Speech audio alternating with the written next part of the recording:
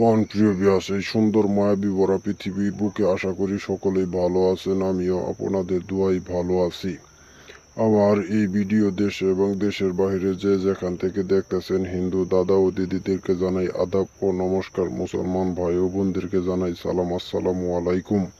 আমি আপনাদের মাঝে আরও একটি বশীকরণ নকশা নিয়ে হাজির হয়েছি। এই নকশাটি হলো দূর থেকে ভালোবাসা সৃষ্টি করিবার আমল। আপনার অবাধ্য স্ত্রী, আপনার অবাধ্য প্রেমিক প্রেমিকা আপনাকে ছেড়ে চলে গেছে, ধোঁকা দিয়েছে, কিন্তু ওই কাঙ্ক্ষিত ব্যক্তিকে আপনি আপনার পায়ের কাছে আনতে চাইতেছেন।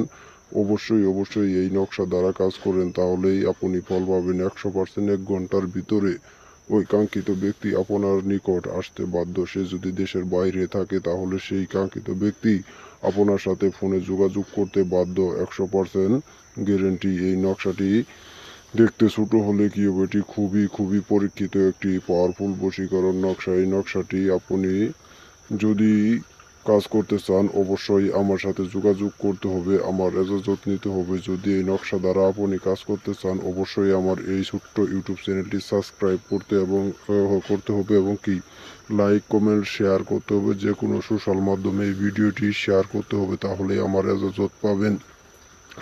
এই নকশাটি আপনি যে কোনো দিন আপনি আসরের আজানের পর নামাজ পড়ার পর এই নকশাটি আপনি কাজ করতে পারবেন।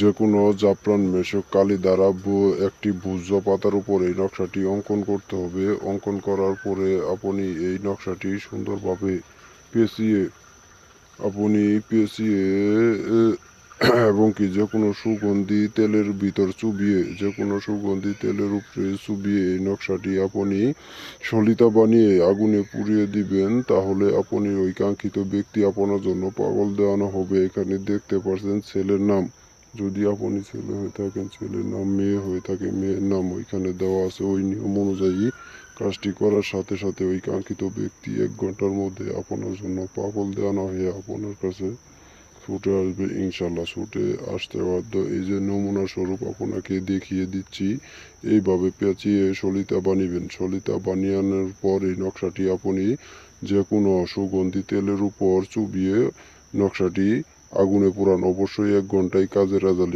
সকলেই ভালো থাকবেন। আসসালামু আলাইকুম।